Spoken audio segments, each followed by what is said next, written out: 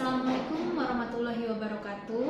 Perkenalkan, saya Delvi Triani. Saya adalah salah satu dosen dari Fakultas Ilmu Pangan Halal, Program Studi S1 Teknologi Industri Pertanian Universitas Juanda. Perkenankan saya kali ini untuk menjelaskan mata kuliah yang saya ampu, yaitu mata kuliah Statistika Industri dengan metode Delivery, Interaction, dan Assessment. Video ini dibuat dengan tujuan memenuhi salah satu persyaratan sertifikasi dosen tahun 2023, yaitu pernyataan diri dosen dalam unjuk kerja Tridharma Perguruan Tinggi, yaitu PDD UK TPT, khususnya di aspek pengajaran. Mata kuliah yang saya ampu pada program studi Teknologi Industri Pertanian Fakultas Ilmu Pangan Halal Universitas Juanda, yaitu pertama aplikasi komputer, kemudian algoritma dan pemrograman komputer, manajemen pemasaran, ekonomi teknik, statistika industri, tata letak dan penanganan bahan, serta teknik optimasi. Saya akan memulai dengan menjelaskan deskripsi dan informasi umum dari mata kuliah Statistika Industri. Mata kuliah Statistika Industri ini merupakan mata kuliah wajib pada program studi Teknologi Industri Pertanian semester 5 dengan bobot SKS sebesar 2 SKS teori dan 1 SKS responsi. Bahasa pengantar yang digunakan dalam mata kuliah ini yaitu bahasa Indonesia. Sistem pembelajaran mata kuliah Statistika Industri dilakukan dengan blended learning dengan menggunakan pembelajaran aktif yang mengutamakan peran keaktifan mahasiswa dalam proses pembelajarannya, yaitu pembelajaran kolaboratif, penugasan berupa studi kasus melalui LMS Universitas Juanda. Pertama, saya akan menjelaskan capaian pembelajaran dalam mata kuliah Statistika Industri. Pertama, dari aspek sikap. Sikap yang pertama, mahasiswa menunjukkan sikap dan tindakan yang selalu berupaya untuk mengetahui lebih mendalam dan meluas dari sesuatu yang dipelajari, dilihat, dan didengar. Sikap yang kedua, mahasiswa menampilkan sikap mujahid melalui perilaku yang menunjukkan upaya sungguh-sungguh dalam mengatasi berbagai hambatan belajar, tugas, dan menyelesaikan tugas dengan sebaik-baiknya hanya karena Allah.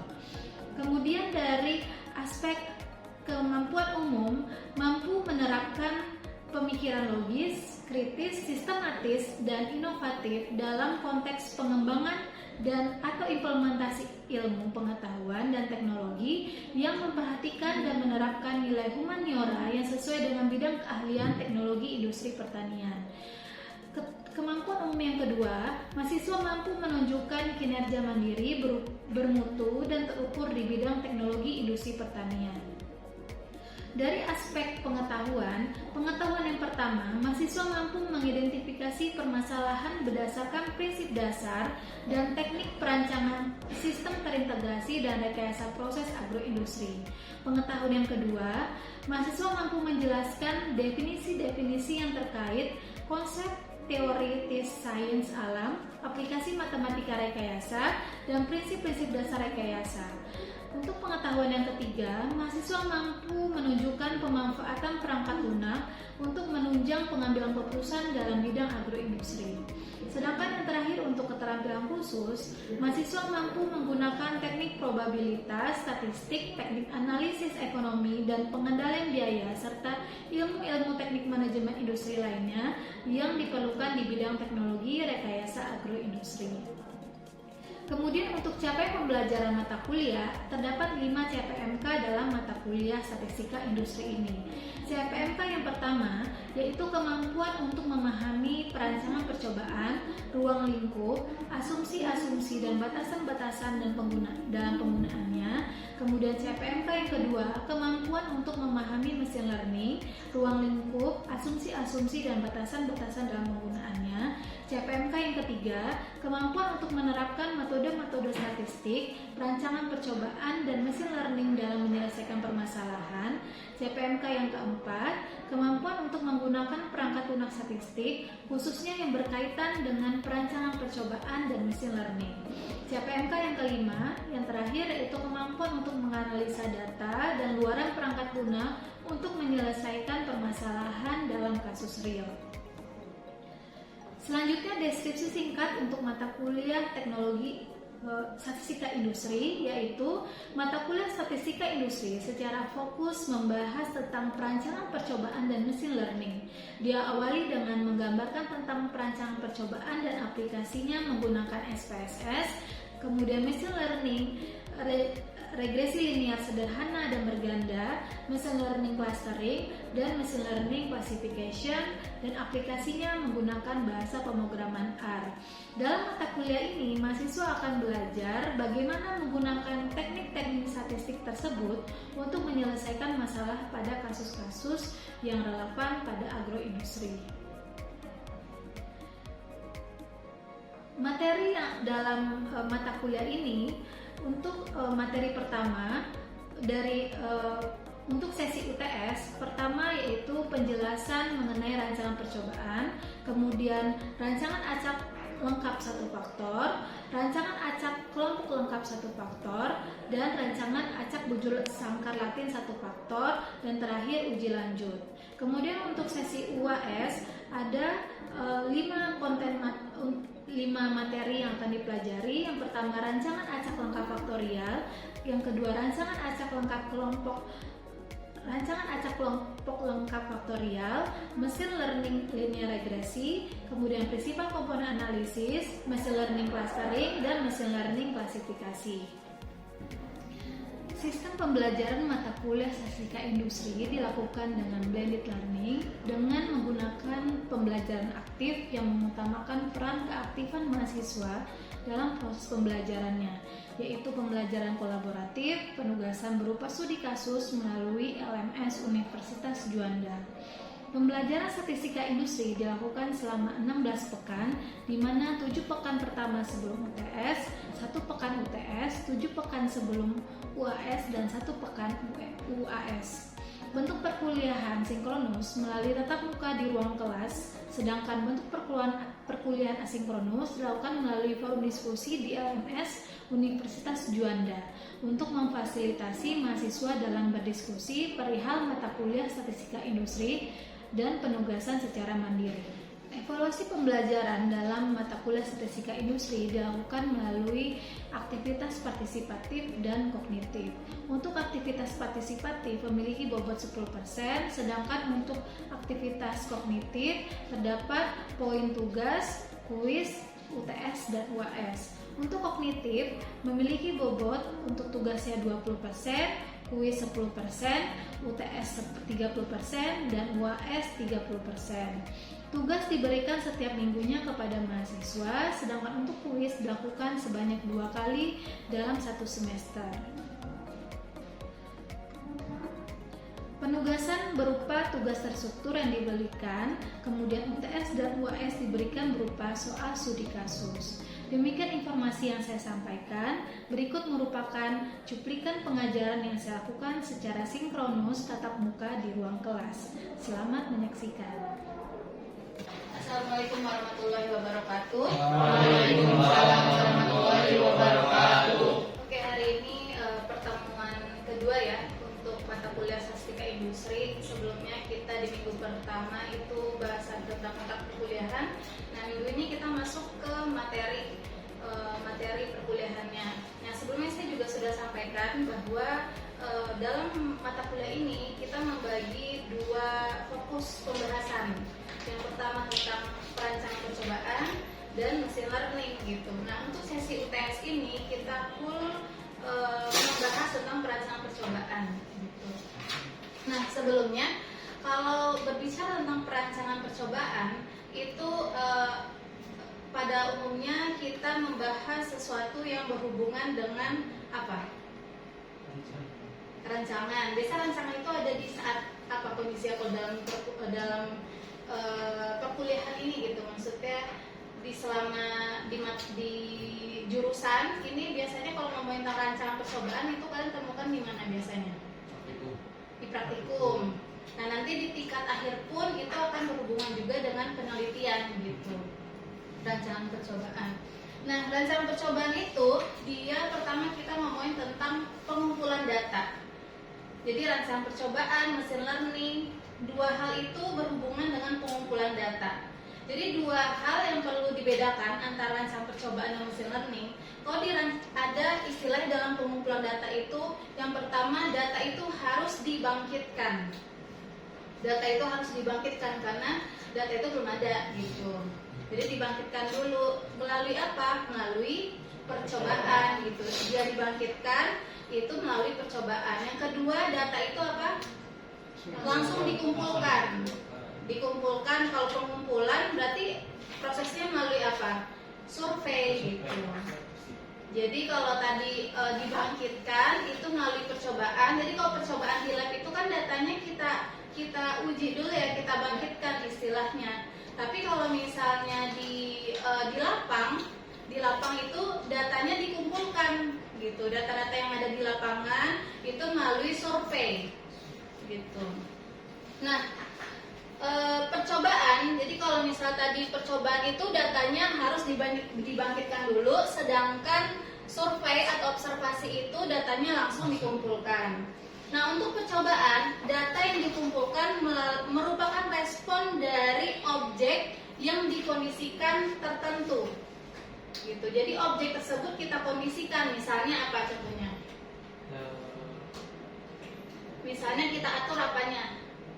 pH-nya gitu, suhunya, terus apalagi misalnya intensitas cahaya. Itu biasanya kalau percobaan kita atur, kita kondisikan. Misal di lab kan, maksudnya lab itu kita mau dengan suhu 30 derajat, 60 derajat, itu kan kita kondisikan ya percobaan yang ada di lab itu. Sedangkan kalau observasi, data yang dikumpulkan melalui pengamatan langsung berdasarkan fenomena yang ada gitu. Jadi kita nggak mengkondisikan data tersebut. Misalnya data tersebut harus data-data yang bagus aja, enggak. Kalau di survei itu, kalau survei datanya berupa data yang ada di lapang. Kalau percobaan, data-data tersebut data yang kita atur kondisinya, tadi kelembapan, misalnya kalau misal di sawah, misalnya kemudian di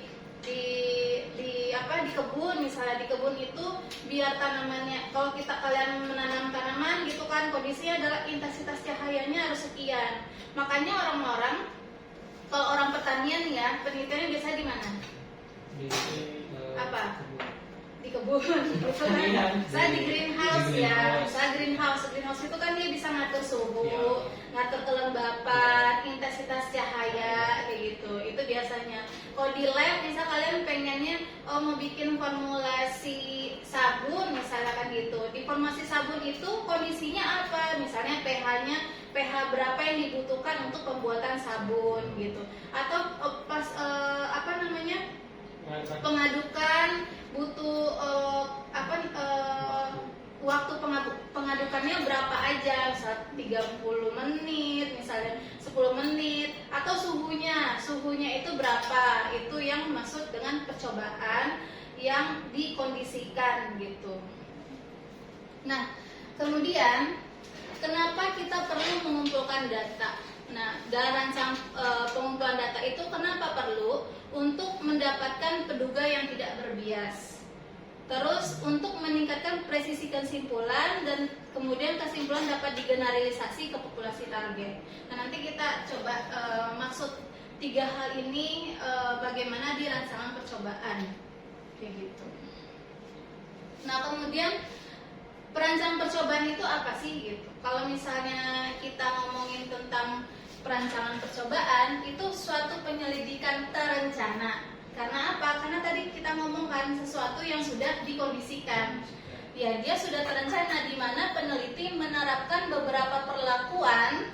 Ada perlakuannya, misal tadi perlakuan apa? Suhunya berapa, kelembapan, pengadukannya seperti apa, kayak gitu.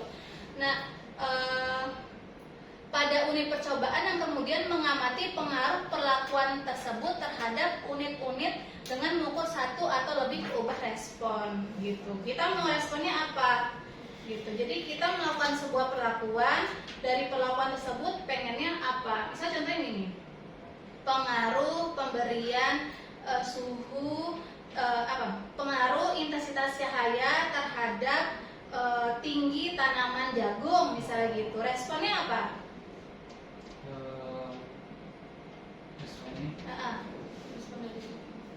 Jadi ada dua ya. Nah kalau kita ngomongin tentang percobaan itu ada apa? Ada peubah. Peubahnya itu variabel dependent dan variabel independen. Yang satu variabel terikat, satu variabel tidak terikat yang bebas gitu. Nah kalau variabel yang terikat itu biasa disebut dengan respon. Yang mau kita dapatkan itu seperti apa? Kalau yang tidak terikat itu biasanya disebut dengan peubah respon yang terikat. Yang tidak terikat atau bebas itu apa? Apa biasanya? Jadi tadi saya mau mengukur pengaruh cahaya terhadap tinggi pohon jagung gitu kan. Yang mau kita lihat apa? Yang mau kita dapatkan hasilnya tinggi, berarti itu responnya. Kita mau nih terhadap tinggi pohon jagung. Nah perlakuannya berupa apa? Intensitas cahaya, pengaruh intensitas cahaya itu yang si perlakuan, sedangkan si responnya itu adalah tinggi pohon jagung. X-nya itu adalah apa? Intensitas cahaya. Itu yang bebas itu yang akan berubah-ubah kan? Intensitas cahaya itu yang berubah kan? Yang terikatnya itu si responnya itu si tinggi pohon jagung itu berdasarkan apa? Berdasarkan intensitas cahaya. Berarti Y-nya itu adalah tinggi pohon jagung. X-nya adalah intensitas cahaya. Kan kita rubah intensitas cahayanya berapa gitu kan? Itu yang akan berubah itu yang berupa bebas. Yang Y itu yang dipengaruhi oleh si X, dia akan terikat gitu oleh si X gitu. Nah, jadi ada beberapa istilah dalam rancangan percobaan. Pertama ada namanya perlakuan gitu. Perlakuan itu kondisi atau prosedur yang diterapkan terhadap suatu percobaan gitu. Jadi kondisi atau prosedur yang diterapkan terhadap suatu percobaan. Tadi yang kayak tadi, saya mau mengukur pengaruh intensitas cahaya terhadap tinggi pohon jagung. Jadi perlakuannya prosedur yang ingin diterapkan. Berarti intensitas cahaya. Saya kan menerapkan si intensitas cahaya itu gitu terhadap si pohon jagung. Berarti perlakuannya adalah intensitas cahaya gitu. Nah, di sini nanti ada istilah ya. Nanti ada istilah faktor juga. Jika faktornya tunggal, kan kita bahas tentang faktor tunggal dulu nih. Kan acak lengkap faktor tunggal, baru nanti faktorial. Kalau faktor tunggal, perlakuannya adalah taraf dari faktornya. Suhunya itu tadi berapa? Itu satu faktor ya. Suhu 30, 40, 50 gitu. Nah, si suhu 30, 40, 50 itu merupakan perlakuan karena dia cuma ada satu faktor. Tapi kalau misalnya faktorial, perlakuannya adalah kombinasi dari masing-masing faktor. Misal suhu dan waktu, berarti kombinasi suhu dan waktu merupakan perlakuannya gitu. Jadi pengaruh suhu dan waktu terhadap tinggi pohon jagung gitu. Kombinasi dari suhu dan waktu merupakan perlakuan dari kalau dia faktorial. Nah, kemudian ada istilah lagi namanya satuan percobaan. Satuan percobaan itu adalah unit di mana diterapkannya suatu perlakuan. Nih, ada dua hal yang perlu nanti akan agak membingungkan. Satu, satuan percobaan, yang satu lagi satuan amatan. Kalau satuan percobaan kondisi di mana diterapkannya suatu perlakuan. Tapi kalau satuan amatan kondisi di mana diterapkannya, di mana perubahan respon diukur begitu. Jadi satuan amatan itu berhubungan dengan respon, kalau satuan percobaan berhubungannya dengan perlakuan gitu. Kalau percobaan kondisi di mana diterapkannya suatu perlakuan. Kalau satuan amatan kondisi di mana respon diukur. Si respon itu diukur. Tadi berarti di mana si tinggi jagung itu diukur. Kalau misalnya yang satuan percobaan di mana diterapkannya perlakuan gitu. Perlakuannya itu diterapkan di mana. Terus faktor itu peubah bebas yang diduga berpengaruh terhadap respon. tadi yang ini. Jadi kalau faktor itu dia hampir sama dengan perlakuan. Tadi kan ada faktor apa aja jadinya? Faktor suhu dan faktor waktu. Nah, kemudian taraf, jenis suatu faktor yang dicobakan dalam percobaan. Tadi suhu 30 derajat, 60 derajat, itu merupakan si taraf. Nah, kalau contohnya ini, suatu penelitian mengenai pengaruh konsentrasi pemberian karagenan pada sirup buah nangka sebanyak masing-masing 1 liter. Setiap karagenan dibedakan juga dari konsentrasinya, yaitu 1 dan 3%. Maka dijabarkan perlakuannya adalah Pemberian karagenan dengan konsentrasi 1 dan 3%. Ini merupakan perlakuan karena dia apa?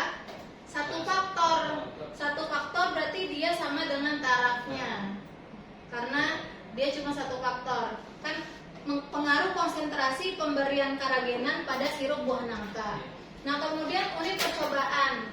Ada 1 liter. Di 1 liter kenapa? Nah, mungkin yang dicobanya Bu, diukurnya. Iya, yang si percobaannya itu, perlakuannya itu di kondisinya di mana di 1 liter ini. 1 liter, masing-masing 1 liter gitu. Kemudian satuan pengamatannya sirup buah nangka, karena yang diukurnya itu pada sirup buah nangka. Lalu faktornya adalah konsentrasi karagenan, dan tarafnya adalah konsentrasi masing-masing karagenan 1 dan 3%. Jadi kalau faktor itu yang ini aja nih konsentrasi karagenannya. Kalau si taraf itu poin-poin dari konsentrasinya itu. Kalau misalnya ada 1%, 2%, 3% itu merupakan taraf gitu. Jadi di sini nanti sebenarnya harus paham ya. Misalnya gini, saya melakukan pengujian dalam petak lahan, misalnya pengujian tanaman jagung dalam sebuah petak lahan. Nah, tadi kan mengukur apa? Ukur intensitas cahaya terhadap tinggi pohon jagung. Nah, kemudian dilakukan dalam satu petak lahan dengan jarak tanamnya itu berapa? Misalnya 1 kali 2, 2 kali 3, 4 kali 3 gitu. Nah, berarti kalau satuan percobaannya di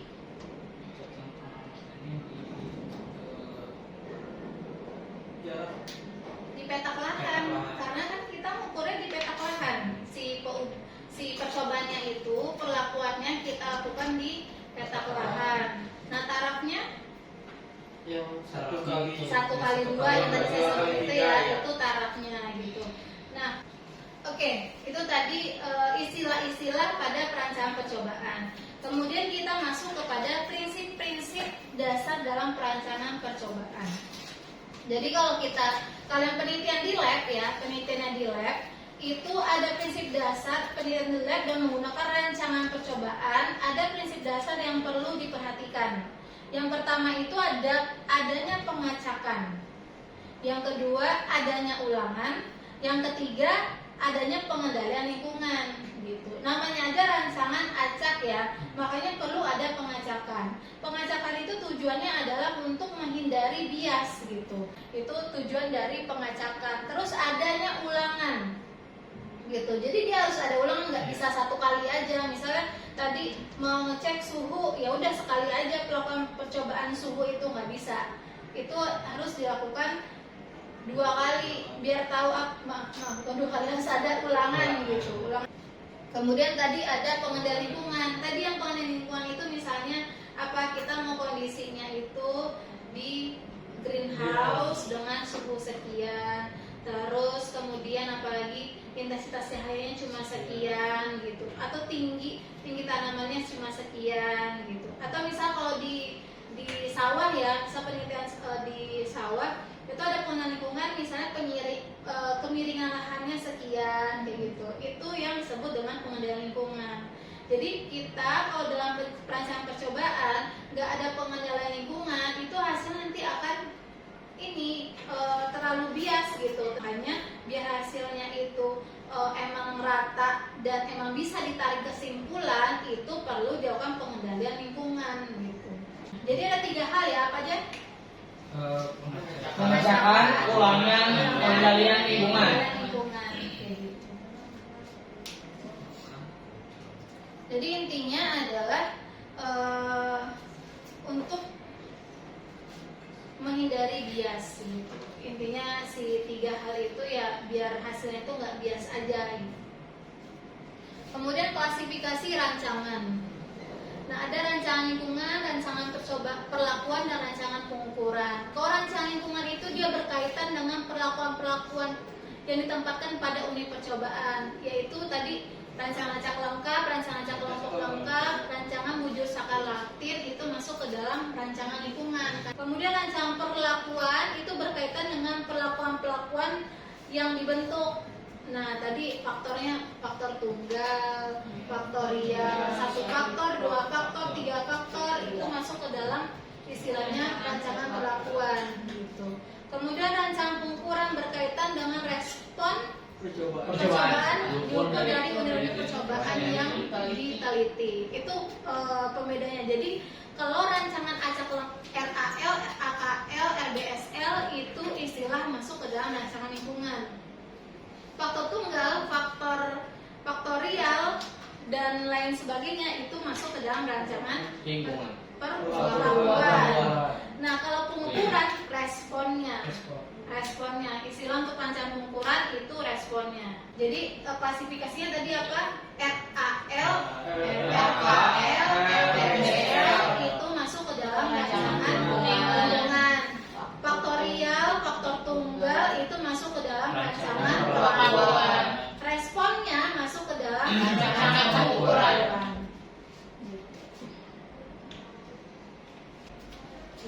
Oke, sampai di sini ada yang ditanyakan? Belum ada? Belum ada ya. Jadi itu. Jadi tadi apa? Taraf contohnya? Contohnya kayak angka gitu Bu, kayak misalkan suhunya 30, 1 derajat, 50 derajat. Ya, itu masuk ke taraf. Apa bedanya tadi X dan Y? Variabel X dan Y. Kalau X kalau si Y respon Bu. Responnya. Iya, Y respon. Kalau si X Bebas. mengukur variabel Variabel bebas. bebas. Jadi kalau X itu variabel bebas, Y itu variabel tetap. Nah, kalau Y itu responnya, kalau X itu adalah pengaruh yang mau diukur gitu. Oke ya. Oke, itu sekilas mengenai rancangan percobaan. Untuk rancangan percobaan kita perlu mengikuti prinsipnya. Ada 3 hal dalam prinsip rancangan percobaan, ada pengacakan, pengulangan, dan pengendalian lingkungan. Nah, di akhir pertemuan kali ini silahkan cek kembali LMS untuk pengerjaan tugas ya. Tugas sudah saya upload di LMS. Kemudian setelah itu materi minggu depan sudah bisa dicek kembali di LMS. Akhiri pertemuan kali ini. Assalamualaikum warahmatullahi wabarakatuh. Demikian deskripsi singkat dan cuplikan proses pembelajaran dari mata kuliah Statistika Industri yang saya ampu. Semoga dapat memberikan gambaran mengenai kinerja pengajaran yang saya lakukan, khususnya pada mata kuliah Statistika Industri pada program studi S1 Teknologi Industri Pertanian, Fakultas Pangan Halal, Universitas Juanda. Saya mengucapkan terima kasih kepada seluruh tim penilai dan tim panitia sertifikasi dosen tahun 2023, khususnya dari Direktorat Sumber Daya Dirjen Dikti dan Ristek Kemendikbudristek Indonesia. Tidak lupa juga saya mengucapkan terima kasih kepada Universitas Juanda, Fakultas Ilmu Pangan Halal, dan rekan-rekan sejawat dosen dan rekan-rekan mahasiswa. Demikian yang dapat saya sampaikan. Atas semua kekurangan saya memohon maaf yang sebesar-besarnya. Wassalamualaikum warahmatullahi wabarakatuh.